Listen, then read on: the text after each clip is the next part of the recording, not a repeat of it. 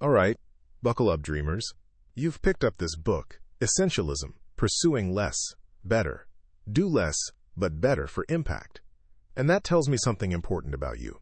You're ready for change. You're tired of feeling overwhelmed, scattered, and like you're constantly putting out fires. You're ready to live a life driven by meaning, purpose, and impact. I've seen it time and again. The spark in people's eyes when they realize they're not destined to be overwhelmed. You can be that kind of people. In a world that screams, more, bigger, faster, we're often caught in a frantic chase. We say yes to everything, spread ourselves thin, and end up accomplishing very little that truly matters.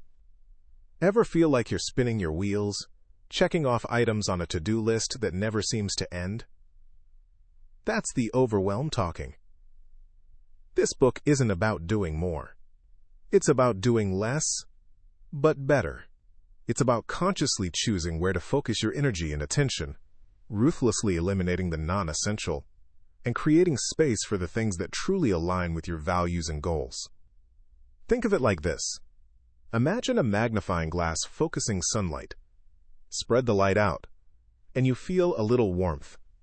Focus it, and you can start a fire. Your life is like that sunlight. What kind of fire do you want to ignite? Essentialism, Pursuing Less, Better, is your practical guide to reclaiming control of your time, energy, and focus. It's a journey towards clarity, purpose, and impact. We're going to explore how to identify what truly matters to you, how to say no gracefully but firmly to the things that don't, and how to design a life that supports your essential priorities. Think of a skilled archer. They don't aim at a dozen targets. They focus intently on one. This book will show you how to become that archer, honing your focus and hitting the bullseye in your own life. You will learn simple yet powerful strategies to declutter your mind, streamline your commitments, and create space for what truly matters. By the end of this book, you won't just be busier, you'll be more impactful. You'll experience less stress, more joy, and a deeper sense of fulfillment. You'll have the tools to identify your true priorities. Discover what is truly important to you. Ruthlessly eliminate the non-essential. Learn to say no with confidence and grace. Design a life that supports your goals. Create habits and routines that empower your best self. Focus your energy on what matters most. Achieve greater impact with less effort. Find clarity and purpose in your life. Live a life driven by meaning and intention.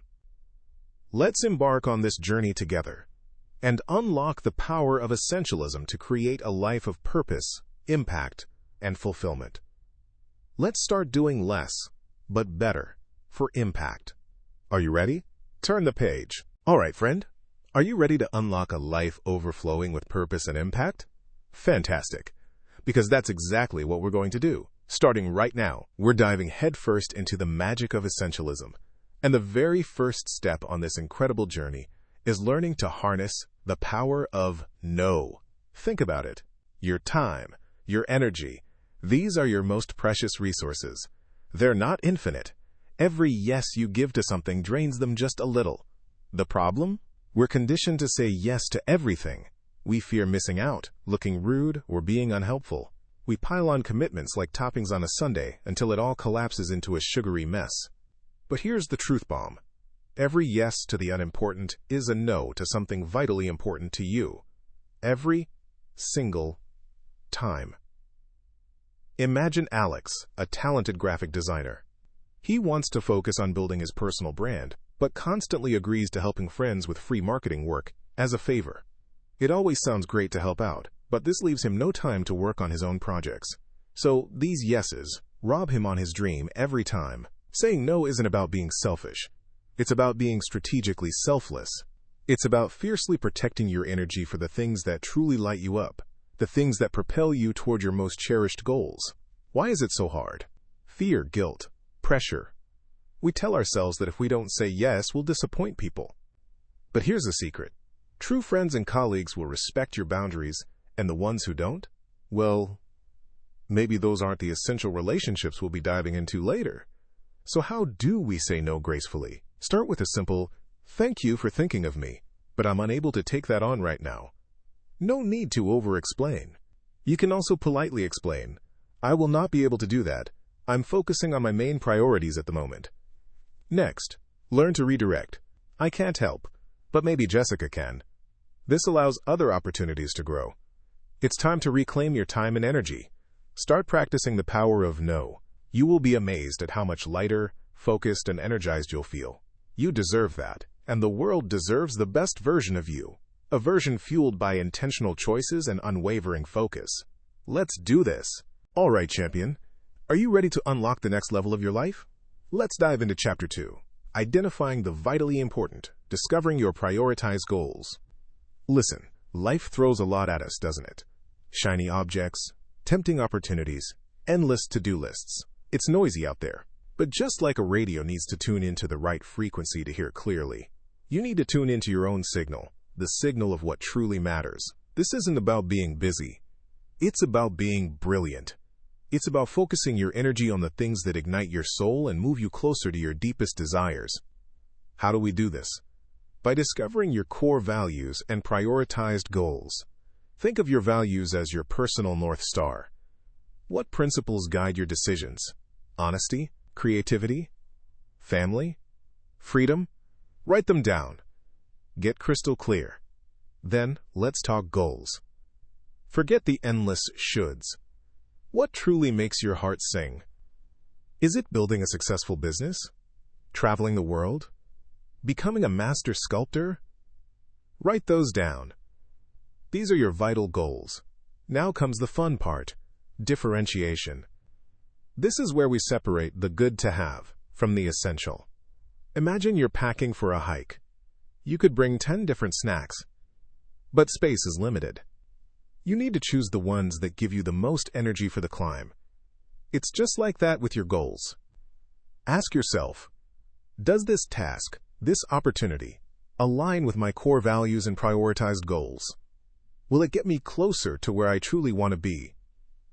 If the answer is meh, or sort of, then politely but firmly say no. Picture this. Alex dreams of opening a small bakery. They value creativity and community. They're offered a high-paying job as a corporate accountant. Good opportunity? Sure. Essential? Not if it takes them away from their passion and community impact. A clear vision is your compass. You start to make choices that are aligned with your vision. A sun. You start to feel energized and focused. You start to make your dreams become reality. You've got this. This is your moment. Grab your pen. Define your values. Identify your goals, and start making choices that bring you closer to the life you were meant to live. Now, let's go climb that mountain. All right, champion. Are you ready to roll up your sleeves and get your hands dirty? Great. Because in this chapter, we're tackling clutter. Not just the stuff in your closet, but the clutter in your life. We're talking about the art of elimination, decluttering your life for more focus. Listen, life throws a million things at you, right? Requests, obligations, shiny new opportunities. It's like walking through a market where everyone's trying to sell you something. But here's the secret. You don't have to buy it all. Think of your energy as a battery. Every yes to something unimportant drains that battery a little. A million little drains and bam! You're running on empty when you need to climb that mountain. So how do we declutter? It's simple, but not always easy. Ask yourself these questions. 1. Does this task/commitment/thing really matter? Don't settle for maybe or kind of. We want a resounding yes that aligns with your prioritized goals. Remember Chapter 2, if it's not a clear yes, it's a no. 2. What's the worst that could happen if I say no? Often, our fears are bigger than reality. Maybe someone will be slightly disappointed. So what? Your well-being and focus are worth more than momentary discomfort. 3. Can I delegate, automate, or simply ditch this? Think smart. Can someone else handle it? Can you use technology to make it easier? Or can you just, poof, make it disappear? Let's say Andy has agreed to help run a community bake sale, but he hates baking, and it takes up precious time he could be using to develop his coding skills.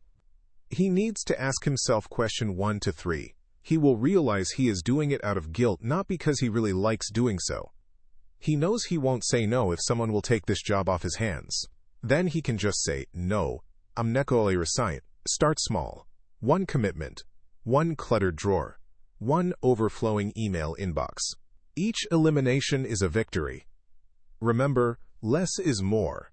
By eliminating the unnecessary, you create space for the extraordinary. You regain focus, energy, and control. You're not just tidying up, you're taking back your life. Now get out there and start eliminating, champion. Your future self will thank you for it. All right, champions. Get ready for a mind-blowing concept that will absolutely transform your life. We're diving into Chapter 4, Slowing Down to Speed Up, the Paradox of Essentialism. I know, it sounds crazy, right? In a world that screams faster, faster, more. I'm telling you to slow down, but trust me on this. It's where the real magic happens. Think of it like this. A speeding race car, without a calculated pit stop, will eventually crash or run out of fuel. Imagine a woodcutter desperately trying to chop down a tree. He's sweating, straining, swinging his axe with all his might, but the axe is dull. He just keeps hacking away, getting increasingly frustrated. Now imagine another woodcutter. He pauses. He sharpens his axe. Then, he chops. Who do you think gets the tree down faster, with less effort? The second woodcutter, of course. That's the power of slowing down in action. It's about being deliberate. It's about being intentional. It's about thinking before you leap. Think of the classic story of the tortoise and the hare. The hare, confident in his speed, dashes off, but gets distracted. He takes a nap, showing off, doesn't take his goal seriously. The tortoise, slow and steady, focused, and with a single goal in mind, win. He wins because it was essential for him. The race was intentional for it. Essentialism is the tortoise. It's not about doing more. It's about doing the right things, and doing them well. That requires slowing down, reflecting, and planning. We're not talking about laziness here. We're talking about mindfulness. Pay attention to what you are doing, learn from your mistakes, and find new ways to get inspired and do it better. Do you want to be always running behind deadlines and putting out fires? Or will you be a proactive planner who is always ahead of the curve? Slow down. Breathe. Think. Then, act with purpose. You'll be amazed at how much more you accomplish and how much less stressed you'll be doing it. Trust me, once you embrace this paradox, you'll never look back. Get out there and sharpen your axe because it is essential. All right, champion, let's talk about creating some breathing room in your life. Forget feeling trapped in a chaotic whirlwind. Today, we're building a buffer zone. Think of it like this. You're driving towards your huge goals, and you are crushing them, right? Now imagine the road is perfectly smooth, predictable. Yeah, right, life throws curveballs, unexpected detours, potholes the size of, well, big potholes. That's where the buffer zone comes in. It's that space you intentionally create in your schedule and your resources to handle the unexpected. It's saying, life, I see you trying to throw me off course, but I've got a plan. Instead of packing your day from dawn till dusk, schedule some white space, maybe an extra 30 minutes between meetings, or an entire afternoon blocked off for thinking or flexible tasks. This isn't laziness, folks. It's strategic. It's recognizing that things will come up, and you'll need time to deal with them without completely derailing your carefully laid plans.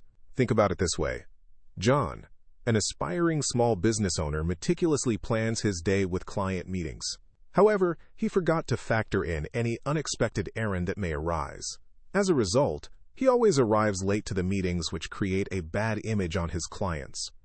Having a buffer zone can help John to tackle unexpected errand that may arise by setting aside buffer time to address the unplanned activity.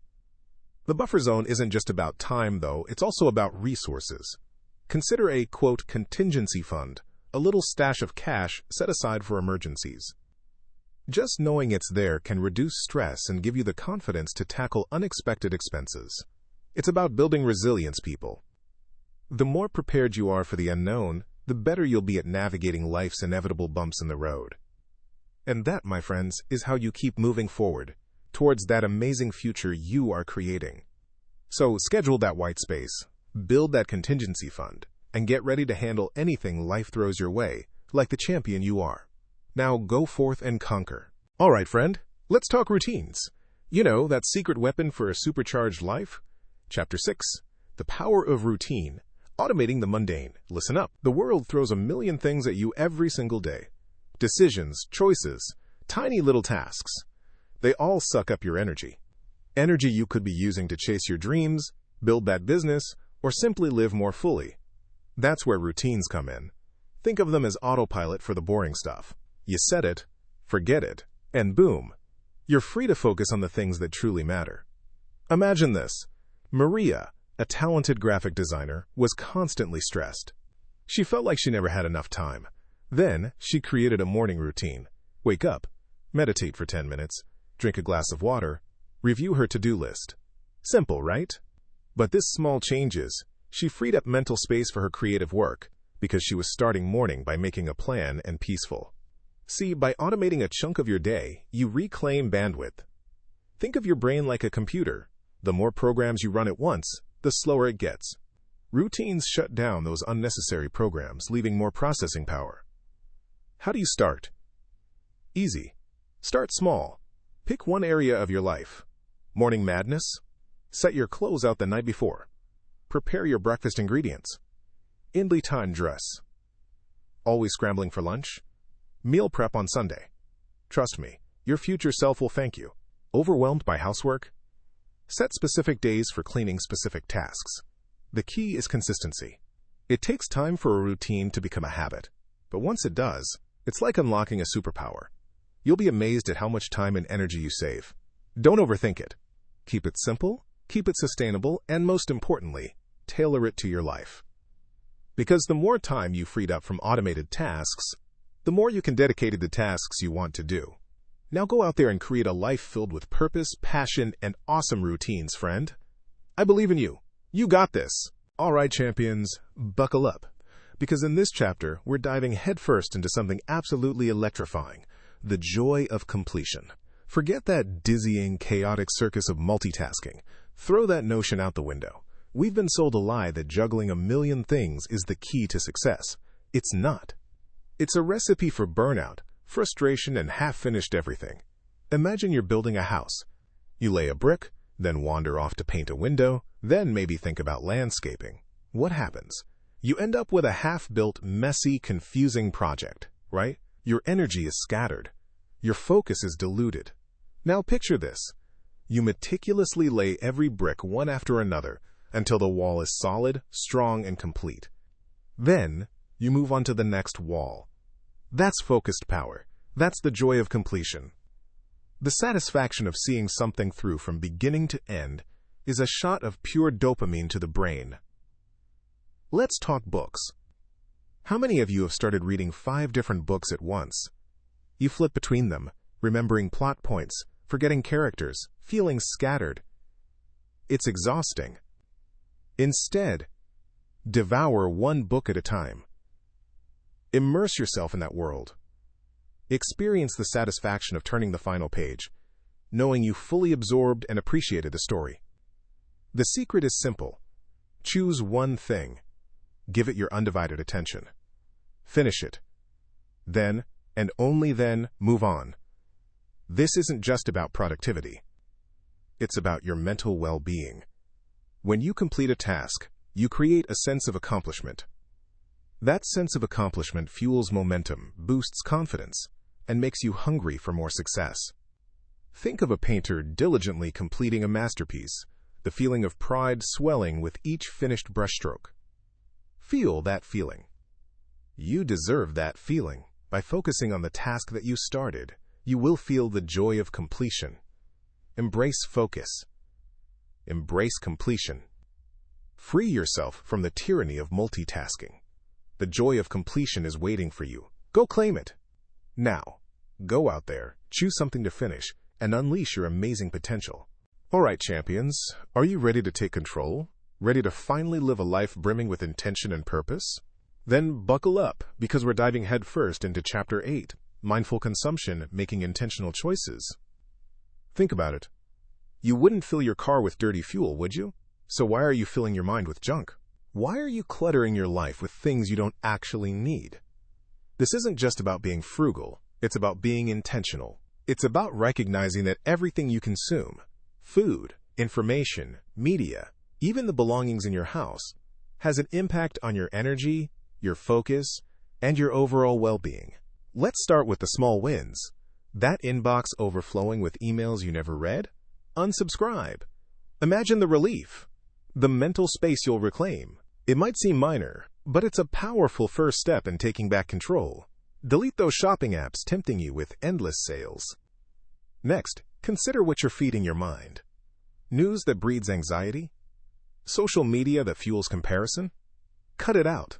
Instead, actively seek out content that inspires, educates, and uplifts you. Fill your mind with ideas that support your goals and values. This goes beyond just information. It's about the books you read, the podcasts you listen to, and the people you surround yourself with. And finally, let's acknowledge things you buy. Before pulling out your wallet, ask yourself these crucial questions. Do I really need this? Will it genuinely enhance my life? Or is it just a fleeting desire? Is holding me back from my goals? Challenge those impulsive purchases.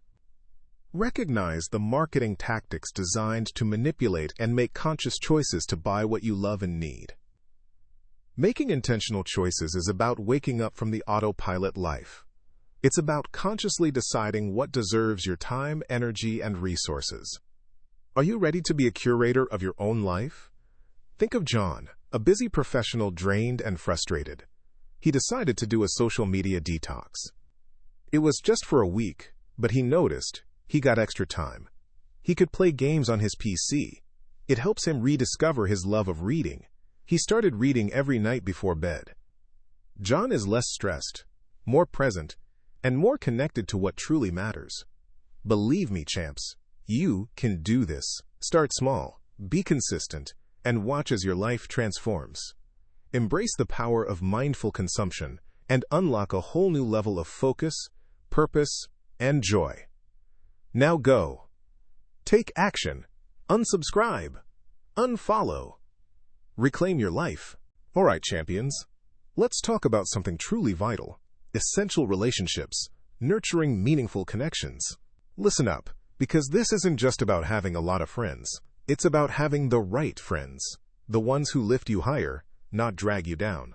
Think of it like this. Would you rather have a garden overflowing with weeds or a smaller garden bursting with vibrant, healthy flowers?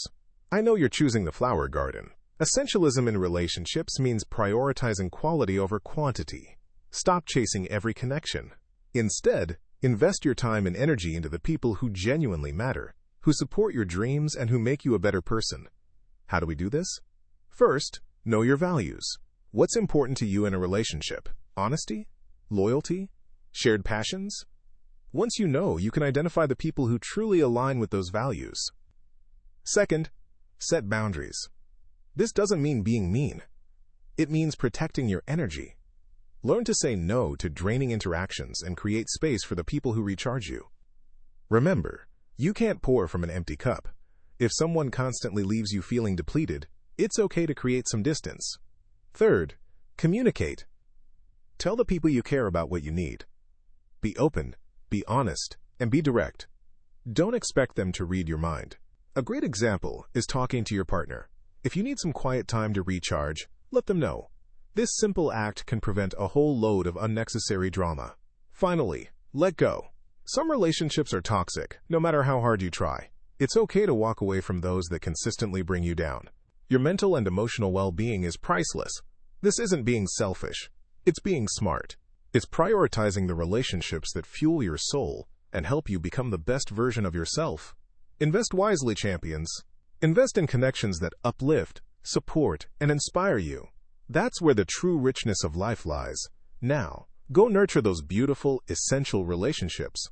The world needs the best version of you. All right, buckle up, Buttercup, because this chapter is all about you unleashing the awesome, unique human being you were born to be.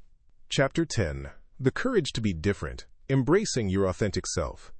Listen, Cookie, the world's already got plenty of people doing the same old thing. What it needs is you, shining brighter than a disco ball. This isn't about being rebellious just for the heck of it. It's about daring to be real. Are you hiding a passion for coding because everyone in your family is a doctor? Holding back on starting that pottery business because it seems unstable? Stop it right now. That inner voice telling you to do you? Listen to it. It takes guts, I know. Societal expectations can feel like a wet blanket, smothering your fire. But guess what? That fire is important. It's what makes you you. And that fire, untamed and authentic, is exactly what the world needs. Think of John, who always dreamt of being a wildlife photographer. His parents pressured him to become a lawyer. For years, he was miserable, climbing a ladder he never wanted to be on. Finally, he said, "Enough!" He started taking photos on weekends, then evenings. Then eventually, he quit his job and poured his heart into his passion. Is it easy? Nope. Does he love it? Absolutely. He's now living a life aligned with his values. And guess what? He's more successful because he's more passionate. Don't be afraid to march to the beat of your own drum. Your quirks, your interests, your unconventional path, those aren't flaws, they're superpowers. The world rewards authenticity. It craves originality. So take a deep breath, look in the mirror, and ask yourself, am I truly living my life, or am I living someone else's? If the answer leans towards the latter, it's time to shake things up. Unleash that inner awesome. You've got this.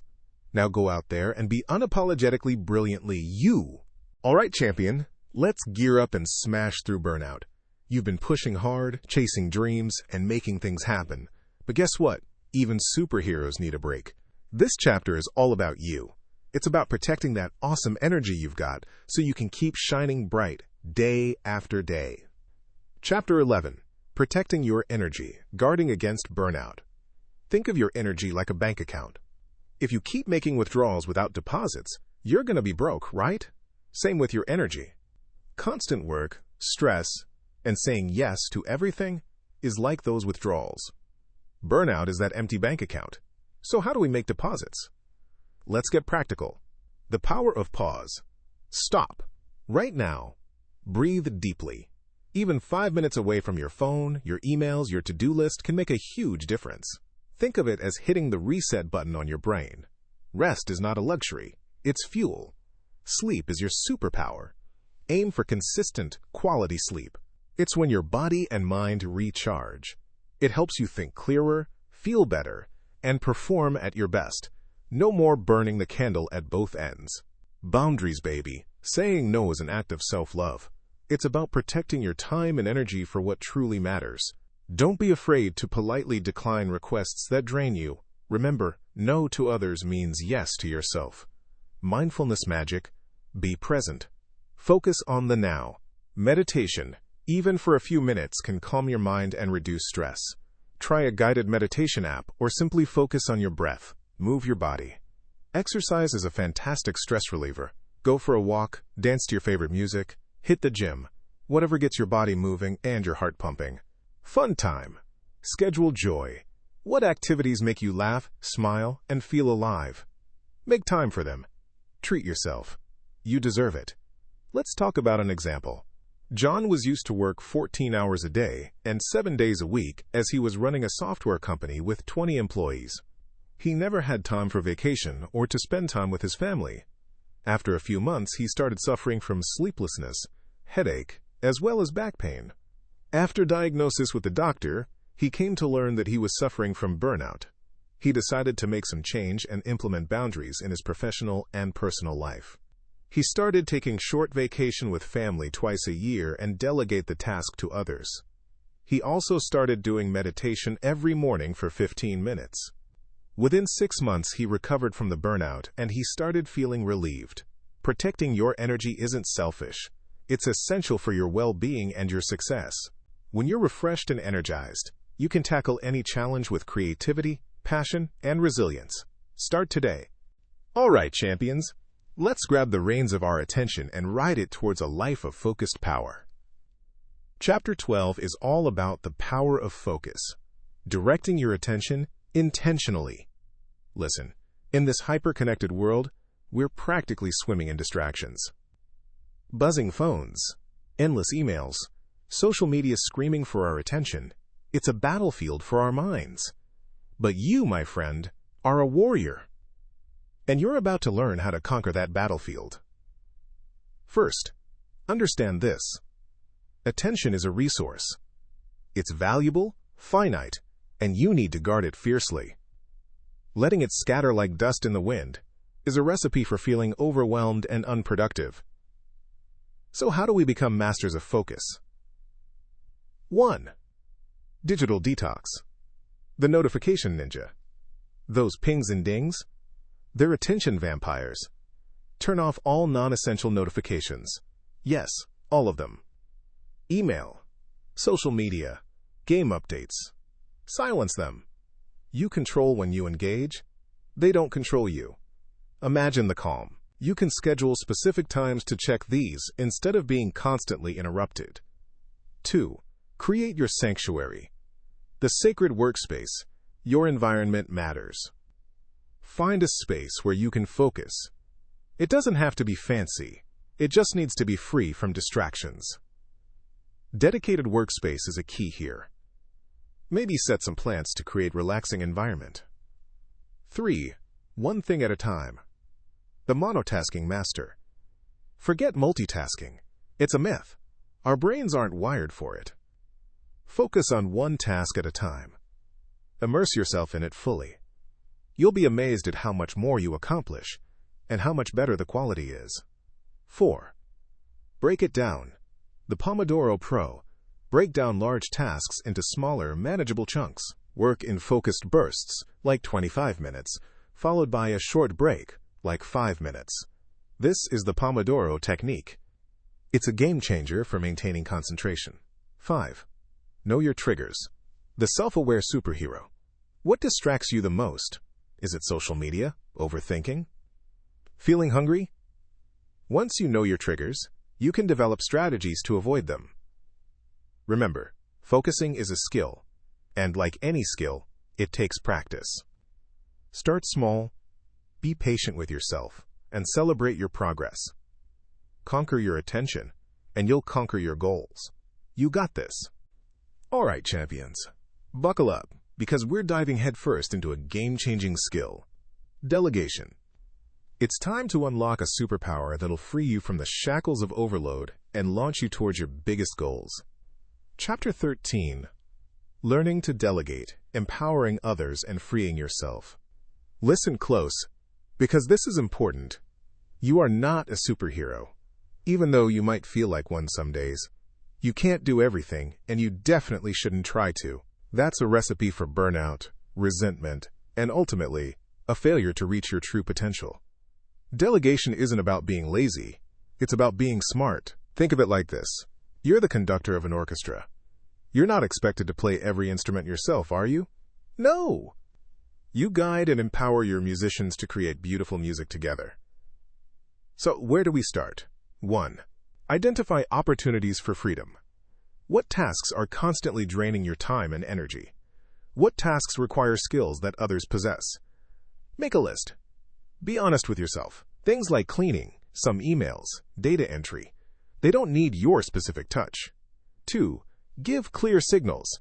When delegating, clarity is king. Don't just vaguely say, "Hey, can you handle this?" Break down the task into manageable steps. Provide clear instructions, deadlines, and expected outcomes. Don't assume anything. 3. Trust and let go. It's natural to want to micromanage. After all, who can do it better than you, right? Wrong. Resist the urge to constantly check in and hover. Trust the person you've delegated the task to. They might do it differently than you, but as long as the outcome is achieved, that's what matters. 4. Empower, don't dump. Delegation is not about offloading unpleasant tasks just because you don't want to do them. It's about empowering others to grow and develop their skills. Frame delegation as an opportunity for them to learn and succeed.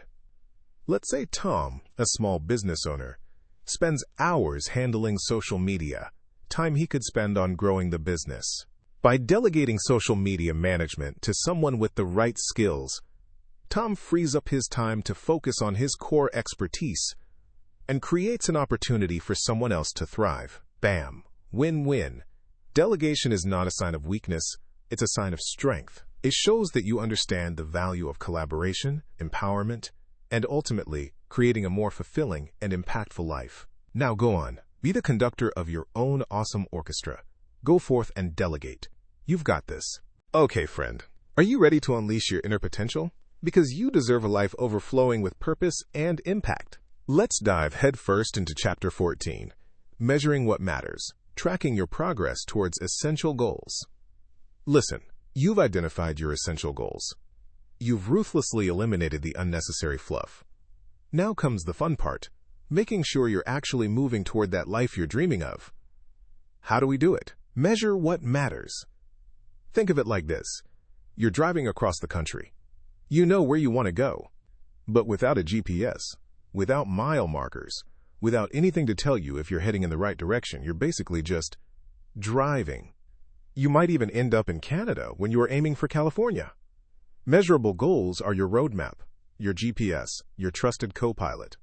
They tell you if you're on track, if you need to adjust course, or if you've completely missed a turn. How do we create simple metrics? Forget complex spreadsheets and confusing jargon. We're keeping this simple. Think about your essential goals and ask yourself, how will I know I'm succeeding? Let's say your essential goal is to be a healthier version of yourself. Sounds great, right? But how do you measure that? Instead, bad metric. Eat healthier this week. Vague. Good metric. Eat at least one serving of vegetables at every dinner this week. Specific and trackable. Even better metric. Walk for 30 minutes 4 times this week. Quantifiable and achievable. See the difference? The good metric gives you something concrete to work towards. It is measurable and trackable. Make it easy. Use a journal, a phone app, or even just put check marks on a calendar. Regularly evaluate your progress. Don't just set it and forget it. Schedule time each week or month, depending on the goal, to check in with yourself. Ask, am I hitting my metrics? If not, why not? What can I adjust to get back on track? Adjusting goals. Listen, life happens. Maybe your original goal was too ambitious, or maybe you've learned something new along the way. It's okay to adjust. Don't beat yourself up. Instead, use this insight into learning better about yourself and adjusting the goals. The important thing is that you are taking action. If you are well on your way to creating the best version of yourself, which is who you are supposed to become. Tracking is a process of discovering how best to accomplish the goals that you set for yourself. It allows you to see if you do not do the things you hope to do. Remember this, tracking your progress isn't about self-criticism. It's about empowerment. It's about taking control of your life and steering it in the direction you want to go.